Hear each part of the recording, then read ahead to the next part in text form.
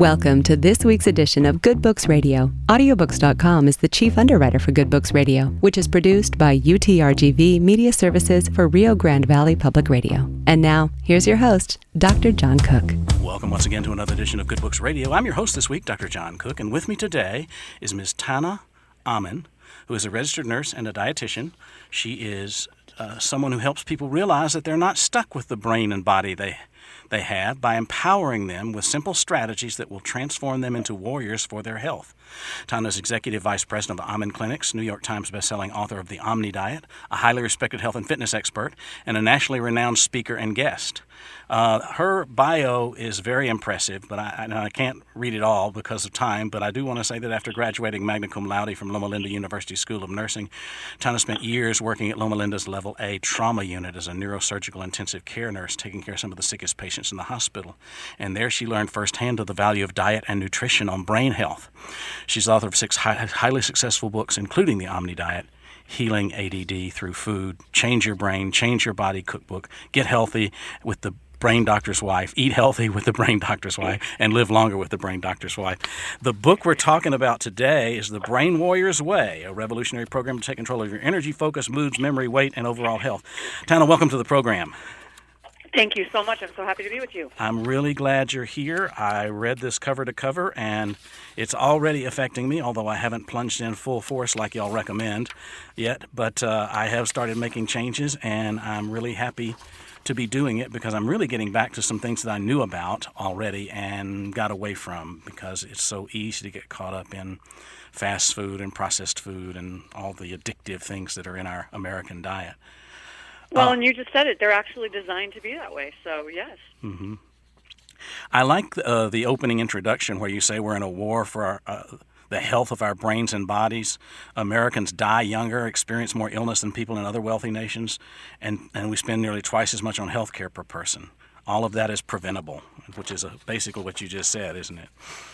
It is, and it's true. It's hard to imagine that in a country like this, that is the truth, but it is the truth. And this is one of the only generations where we are expected to, where our children are not expected to outlive us. Mm-hmm. So because of the illness. You talk about the real weapons of mass destruction, and let's take a look at that list of highly processed foods, pesticide-sprayed foods, artificially colored and sweetened, highly glycemic, low fiber, food-like substances, laden with hormones, tainted with antibiotics. All of that is scary. Where do you want to start? Well, the answer is yes. So really it's just a matter of sort of educating people about what they're eating. So we don't really, it's not that we want to scare people. Okay, so I practice martial arts. We want them to think like a warrior. And the more prepared and trained you are, the less scared you need to be. We have a saying, so you prepare for the worst, expect the best, right? If you're prepared, trained, aware, and you're armed with this information, it's actually a little less scary. But you do need to be aware of it, and you do need to know what's happening, or you can't avoid the fight. So we want to help you avoid that fight. And what you need to know is that food is being designed this way, knowing that it makes us sick, but that's not their concern. Their concern is their bottom line. So with food companies hiring scientists and spending billions of dollars on food scientists to create foods that are literally engineered to hook your pleasure centers in your brain, using pesticides that they know now make us sick. There's all these things, there's all this research, but the bottom line is it's still about the bottom line. So for them, so you need to be your own best health advocate. And when you eat those types of foods, it's not only making you fat, and it's not as simple as don't eat it and you won't get fat, because we've been blaming people who are overweight for a long time. But what we know now is way more complicated than that. When you eat certain foods, number one, they trigger your addiction center. So you literally, what those food companies are doing are hijacking your taste buds because it makes you crave their brand over someone else's. So expressions like, bet you can't eat just one, or they're great. We remember these jingles decades later. The jingles are created to make you remember, then they stick in your brain. The foods are created to literally hook the pleasure center in your brain, the same part of the brain that cocaine, morphine, and heroin work on. Only sugar does it more effectively, okay? So, and certain combinations of food actually literally addict you. And then you've got the pesticides, which actually affect your hormones. So they actually alter your hormone functioning, which will make you more obese, insulin resistant, more prevalent, more prone to certain diseases. So it's a war if you don't understand what's happening. You need to know what's happening, and so you can learn to avoid that war. Mm-hmm. I like a statement that I highlighted in the book. The answer to these problems is not to see them as separate disorders with their own unique treatments, but different expressions of the same unhealthy lifestyle that have exactly the same cure. In other words, there are many ways to become sick, but there's a clear path to wellness. It's one of my favorite concepts. So we have been doing diets for far too long. And the word, I hate the word diet because the first 3 letters in the word diet are die. Uh-huh. So no one wants to diet, but we all do it. Like, we've done it for decades. People go on diets every year. And every time you go on a diet, it actually negatively impacts your metabolism. So we don't want you doing that anymore. We want you to do a logical, rational program that you can do for the rest of your life. But what that statement means is that there are a lot of ways to get sick. But there's one real way to get healthy. We're starting with this brain focus, but really what's good for your brain is good for your heart, is good for your hormones. So we want you to understand this rational way of thinking. The reason we start with the brain perspective is because if you don't get your brain healthy where you can make good decisions, because your brain's not healthy, you're not healthy, and you're not going to make good decisions. Your memory is not good, your energy is not good, and you just won't care. So we're starting with the brain, but it's going to affect everything in a positive way. And I do want to touch on those rationalizations that people come up with to avoid getting disciplined. But first, let's talk about SPECT imaging just a little bit, because Sure. Some of your pictures of brains that are healthy versus unhealthy brains I was a little scared. Yeah, that's good. That's appropriate anxiety. That's a good thing. Looking at a healthy brain versus, for example, the decreased activity in Alzheimer's brain, it looks like it shriveled up and died. Right. And what you're actually seeing, it's not that it's actually shriveling up and dying. It is that that's a lack of blood flow. So yes, it technically is sort of dying, but it's not holes in the brain is my point. A lot of people think those are holes. Right. What those are is it's actual decreased blood flow to certain parts of the brain, and that's why it looks sort of moth-eaten. Mm-hmm. But that's what happens. You get this decreased blood flow to really critical parts of the brain, and you suddenly can't remember things. So the memory center goes, and then other parts of the brain begin to go. So that's what we want you to see. And, drug addicts or alcoholics, their brains have a very distinct pattern as well. And so that's what we want you to be able to see that. Mm-hmm. That's what the SPECT imaging helps us do. It helps us find where how much activity is going on in various areas of the brain, I guess. Sure. So a lot of people will ask, well, what's the difference between that and a CT scan or an MRI scan? So those are functional scans. Let's just say, for example, you had a computer that wasn't working. So you drop it and you crash it. But on the outside, it looks fine. Okay, so if you took an MRI or a CT type scan on a computer like that, just for an example, what you would see is that the anatomy is fine. Those are anatomy scans. But if you tried to turn it on, the circuitry is not working. That's the SPECT scan. It shows the blood flow and how the circuitry, like what's going on inside while we are functioning. So that's what the SPECT scan does for us. Mm-hmm. This program, The Brain Warrior's Way, is scientifically designed and has a lot of basis in medical knowledge in it. But the Mastery acronym is probably a good place to start for looking at how the program is put together. Yeah, so I love the concept of mastery. So again, as a martial artist, I think this is a great framework for teaching people. Mastery is teaching you mastery over brain and body, and the acronym is, the M is mindset, because if you don't know your why, you'll never do your what. The A is assessment, because you can't change what you don't measure. So we've got to get your important numbers checked. You've got to measure them. And then we have a map to work from. The S is the sustenance, so that's food. So we want to teach you to eat like a warrior, and there's a whole section in there on ancient warriors. And so it's really fascinating to me how these ancient warriors ate. They were very specific, and they ate to win, and that was it. So the ones who were the most successful, especially think of like the Spartans and certain warriors that we think of as being the most elite. It was very interesting. Mm-hmm. So that's sustenance. T is training. Those are your daily habits. What you do every day either helps you succeed or it leads to your destruction. And you're already doing things every day, right? So you mentioned in the beginning that you didn't jump in full force, but you're making these little changes. That's okay. That's actually great. Because research shows that by making small changes, and you stick with it, as long as they're small enough that you can actually master them and stick with it, and then you add another small step, that's actually the best way to succeed. There are people like me who just want to jump the canyon, and that's okay too. But most people need those tiny steps. Mm-hmm. So those tiny steps are good, and that's the training section. E is essence. That's turning your pain into purpose. It's probably my favorite chapter. Mm-hmm. We've all experienced some kind of pain, been through a war of our own, or taken care of children or parents who are sick, or had something happen. And being able to channel that pain into something purposeful is one of the most important things you can do. And the R is responsibility. So it's not just about you, it's about generations of you. But I love that word because it's also about taking responsibility for your own health. Not blame, but responsibility. And the word responsibility means the ability to respond. And then Y is just years long. It means, how do I do a rational program with no gimmicks, no special foods you have to buy, but I can do anywhere, anytime. And you can't do it for 4 hours or 2 weeks or all these things we tell people to get them to try something new and try a new diet and a new fad. It's got to be rational, and we've got to stop lying to people. It's going to take time. There's no failing. You just fall and get back up. No big deal. Just like in martial arts, they train us how to fall safely and get up quickly.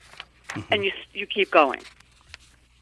Well, you had an extraordinary life and have overcome enormous difficulties. And I will encourage people who realize what a good book this is to get it and read about that. But let's talk about some of the excuses we make to put off when we start our discipline. Oh, geez. So, yeah, the most common ones, there's so many. I don't have time. It's too expensive. Those are probably the two most common ones. Mm-hmm. We'll start there. After the holidays, isn't it? Oh, yeah. Well, after the holidays, people have gorged so much, they're just completely in a fog anyways. Mm-hmm. But in our society, it's a fast-paced society, and the I don't have time and I can't afford it are probably two of the biggest ones we hear, and maybe in different ways, but we hear the same thing. And here's the truth. I don't know a lot of people that are busier than my husband and myself with the travel and the books and the clinics and, the television shows, and we've got kids and grandkids. So I don't know too many people who are busier. And when people say that to me, I have an automatic response. Because here's the reality. I have been sick. I've lived in hell, and I don't want to go back. Mm-hmm. So when people say to me, I don't have time, I'm like, really? Because I'm so busy that I don't have time not to. Because the truth is, you have to get that in your head. That's part of that mindset. If you don't make time to do this, you will not be, if you're not healthy and your brain isn't focused and you don't get rid of that brain fog and improve your energy, you don't get as much done. You're not as productive. Mm-hmm. So that's the reality, and that's why I use that. The part about the expensive part, I've had cancer 3 times. I know what it's like to be really, really sick. I dropped out of school, ended up not going to medical school, which was heartbreaking to me at the time. And there's nothing more expensive than being sick, than dropping out of school, filing for bankruptcy, not being productive at work. That's expensive. Having children you have to stay home with. But you've got to get the mindset right. You've got to think like a warrior. I'm just really glad warriors don't say that when they're about to go protect us, right? Oh, I don't really have time today. Mm-hmm. Or I don't really feel like it. That's not you won't win with that attitude. Right. So, there's a lot of negative habits that you talk about and a lot of things that are dangerous to the health at various levels. But some of the things that we probably need to pay more attention to are things like, our healthy gut bacteria. And we take all these medications and we eat sugar and even artificial sweeteners and the pesticides and then stress and alcohol all reduce the healthy probiotics that are part of our disease defense system. Absolutely. So the new research coming out on the healthy bugs in your gut, so I call them your pets. Okay. Think of them like a protection dog or something like that you have to take care of so that it can protect you. So what we're doing, everything you just mentioned kills that healthy gut bacteria. And those bugs are critical to the health of your brain, your immunity, your heart health, just about everything. I mean, we're now learning how important the gut is. It's finally coming out. There's a lot of us that have been saying it for a long time, but the research now is so strong, it's undeniable. So you've got to stop hurting them by stopping all the things you just mentioned, and you've got to start feeding them and protecting them. So, with some healthy foods, some of the fermented foods or probiotics, and then some healthy prebiotic type foods, which we have a list of in there that feed them. But protecting those bugs are one of the most critical things you can do. It's where we start. Yes. Let's get a general feel for what high premium fuel is like. What are the key ingredients? So you can't do that without also telling people what they must sort of eliminate from their diet if they want to really get healthy. The real enemies are sugar, trans fats, processed foods, which contain those things I just mentioned. And this idea that things don't contain trans fats is a lie. As long as it contains less than a half gram per serving, it's okay to put it in there. But most foods that we buy aren't actually one serving; they're 3 or 4, and we eat the whole thing. So you're still getting trans fat in your food. Those are some of the worst culprits. And then there, of course, there's the processed cheap oils like the soybean oil, the cheap vegetable oils, which are highly inflammatory. So you got to get some of those things out of your diet.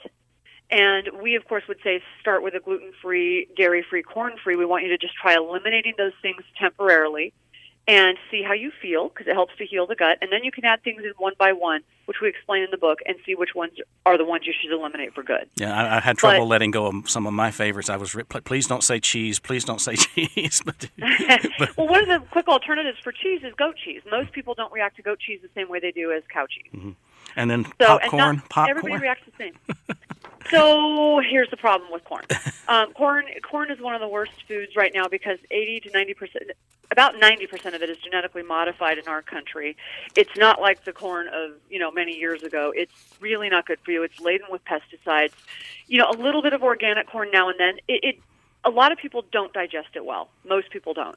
But if you have a little bit of organic corn now and then, or you have a little bit of popcorn, and try to not do it with all the chemicals they put in it in the movies, right? That's the problem, is what they put in the popcorn. So we would say, are you never going to have these things? We're not ever going to say that. People are always going to have a way to occasionally have something and not feel like they failed. So we would tell you 95-5, so 95% of the time you eat clean. 5% of the time, if you have something, okay, your body can deal with that, as long as you're not bombarding it constantly. And try and stay away from your trigger foods.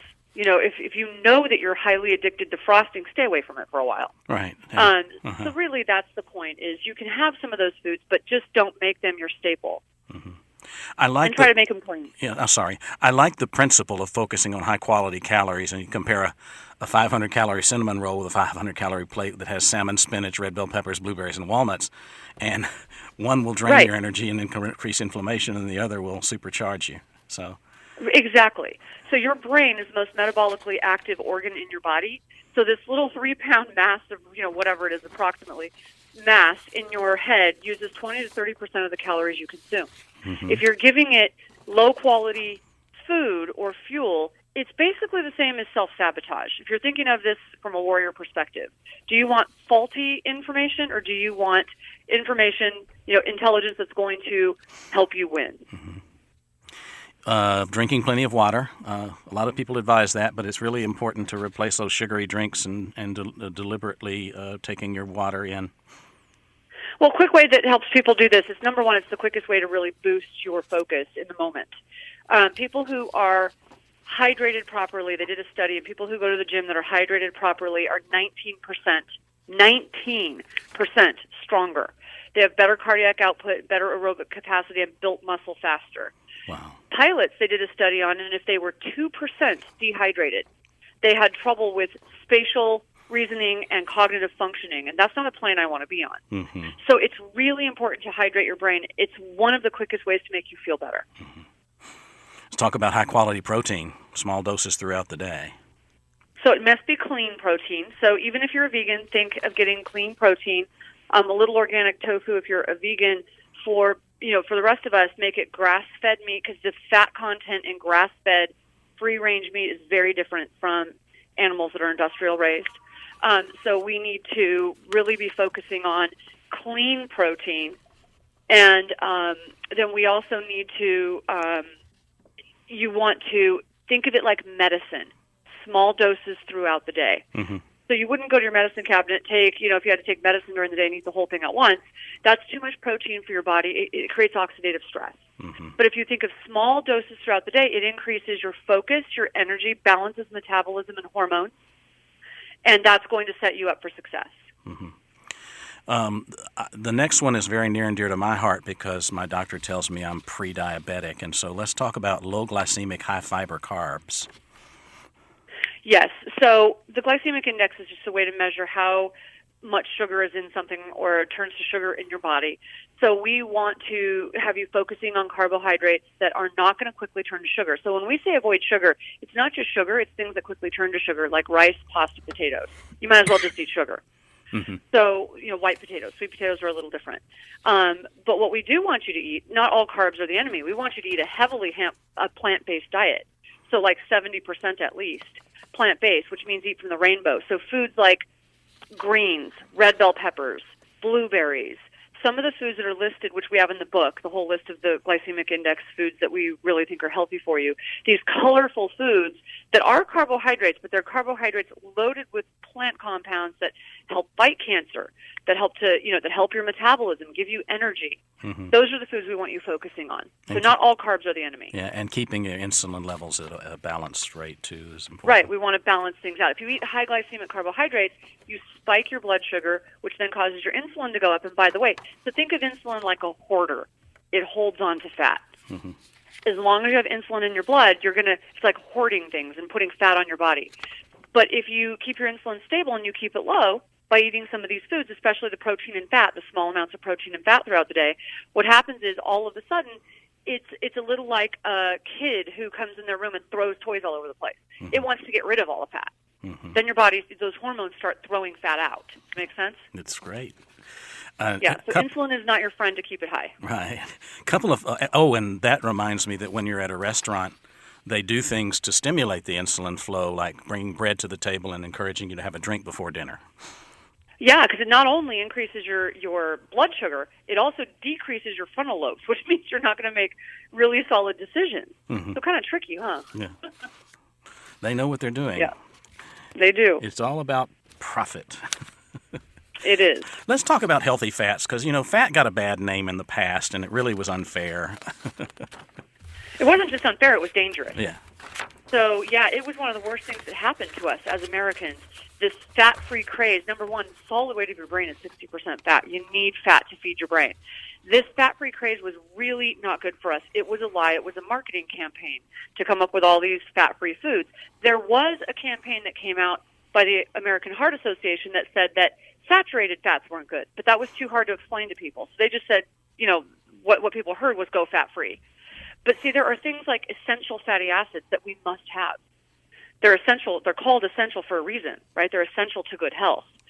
So we started eliminating everything, and people were getting really sick, and they started adding all these fat-free foods, which were processed and full of sugar and chemicals, because food tastes terrible without fat. So if you go back to, it does have to be healthy fat. There is a difference. There's a whole section in the book, again, that's in the cookbook, about the differences in types of fats. Which ones are good, which ones are bad. Not all saturated fats are bad, but there are some saturated fats you want to really avoid. And then there are the trans fats and the processed foods you need to avoid. But fats like avocados, nuts, seeds, fish oil, those types of fats are great for you. They're really healthy, and they increase your satiety. They make you feel satisfied. I'm a big fan of olive oil, and I cook with coconut oil. And y'all had a note about how olive oil, if it reaches its smoking point, loses some of its optimal effects. Yeah, so whenever I do an interview like this, I get tons of questions about what oils to cook with versus which ones to eat. There's a section in the cookbook on oils, just about oils and what their smoke point is, which ones are best for salads, like olive oil. Mm-hmm. Very good for you to eat, like on salads and things like that, or in hummus. Not so much for cooking. You can cook with it at low temperatures. The more high quality the oil, the higher the smoke point. So, the lower the smoke point. So the higher quality the olive oil, the worse it is for cooking. Uh-huh. So it's a little weird. But what you just mentioned, coconut oil for cooking is fine. You can also, if you don't want to use any oil for cooking, use a little bit of vegetable broth for sautéing vegetables. My other favorite is macadamia nut oil for cooking. Oh. And then I saved some of the other oils for eating on salads or putting in food, but not cooking with. Yeah, we have a little farmer's market in several locations in the valley, and you can pick up avocado oil there, which is another good one, I think. It's awesome. Yeah, it's got a really high smoke point. And then, of course, the farmer's market is with vegetables that are raised organically, which means there's not a lot of pesticides and herbicides in them, which is where we need to be when we're eating from the rainbow. Exactly. So farmers markets are a great way to go farm to table. It's also a good way to save money because they will often put in a big box. Sometimes you have to take what they have, but that's the best way to eat. They'll do the seasonal vegetables, put them in a big box, whatever they have right there, and they'll sell them to you at a discounted price. That's what a lot of the ones around here will do because they need to get them out. Mm-hmm. And if you're willing to take what is seasonal, and which is also happens to be the healthiest way to eat, you can get these clean vegetables, no pesticides, and they're farm to table. They're fantastic. You just have to be a little adventurous and know what to do with them. Mm-hmm. So we give you tips on that. A little bit about herbs and spices, since we used to fight wars over them. So interesting. Mm-hmm. So when I think about herbs and spices, they really should be in your medicine cabinet instead of your kitchen cabinet. But these are things that literally wars have been fought over, like nutmeg was believed to cure the plague. Now, did it? No, but that belief came from somewhere. It was because they were noticing health benefits from a lot of these herbs and spices. So, wars have been fought over herbs and spices. They're so valuable to us, and they're one of the most beneficial ways to not only boost your health, your focus, your energy. There have been studies done on saffron where saffron's gone head-to-head with Prozac. So interesting. Mm-hmm. So, oregano, basil, these all have amazing health benefits when it comes to brain function. Mm-hmm. Curry, when it's got some, mixed with vitamin D, actually decreases, it's been shown to decrease the plaques in your brain associated with Alzheimer's disease. So they're really potent and powerful, not only for your health, but they will help you, the flavors help to decrease then some of the, as you're taking those heavy sauces out of your meal, they're going to help that flavor, explosion. Mm-hmm. So we spend almost all of our time on what we consume, and that's too bad because there's so much more to the daily habits and routines, and the book is rich with information about all of that. But let's just talk about the habits of a brain warrior with regard to starting with intention and exercise and so on, because those things matter. Yeah, your habits, your daily habits, we touched on that earlier. They're so important to your overall success. So having a routine that sets you up for success is really critical. So if you do little things to start off with, like in the morning, my husband has his routine is he wakes up and he says, today is going to be a great day. Your brain makes happen what it sees or what you tell it. So by starting off with these positive intentions, I wake up by literally thinking of 3 things I'm grateful for and doing like a 5-minute meditation of prayer and meditation where I'm really focusing and grounding and, just making my brain this positive place that I live in. Mm-hmm. So if you do that, those little things that you do are going to set you up for success. And intention is one of the best ways to do that. So focusing on meditation, gratitude. And when people, exercise, all movement matters. You don't have to have a formal exercise routine or an expensive gym. All movement matters. I'm walking while I'm talking to you. Mm-hmm. I do that when I do interviews. I never sit still because those steps add up. Mm-hmm. So all movement matters. If you are a person who's in pain, there are so many great routines even on YouTube for people with back pain or who have injury or knee, joint pain. There's still ways you can exercise and be safe and be healthy. Mm-hmm. But you got to move your body. And combating stress? Well, the meditation. So my husband, I always say he's the yin to my yang. Mm-hmm. He's very grounded, low-key, really mellow, very little shakes him. I'm a pretty intense kind of person. And you read the books, you've seen my background. Which wasn't, I didn't grow up in, sort of the all-American dream situation. And that sort of wires you to be a little more intense. I'm more intense. I'm always looking around. I've also had some health issues that, the medication they keep me on keeps me a little bit wired. So what do you do if you're one of those people who's not naturally just a mellow person? For me, it's what I just mentioned. It's the prayer. It's the meditation. Exercise is literally medicine for my brain. Mm-hmm. It settles me down. It's one of the only things that actually releases all of the feel-good neurotransmitters and endorphins, which help to make you feel good. So it settles you down. It's one of the best ways to combat stress. But you've got to have a stress management program. You're never going to eliminate stress from your lives. That's not human nature. Right. You just need a way to deal with it effectively. Mm-hmm. Very good. Unfortunately, we're out of time. I do want to say that among the other daily habits that you emphasized, that's made me think a lot already, because sleep is not a priority for me or my boss, and we both need to do a better job of getting our full range of sleep. This is a fabulous book. It's information rich. It's motivational. The book is The Brain Warrior's Way by Daniel Amen and Tana Amen, and we've been speaking with Tana this morning.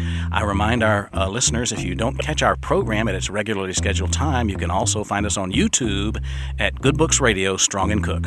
I'm your host, Dr. John Cook. Thanks for listening.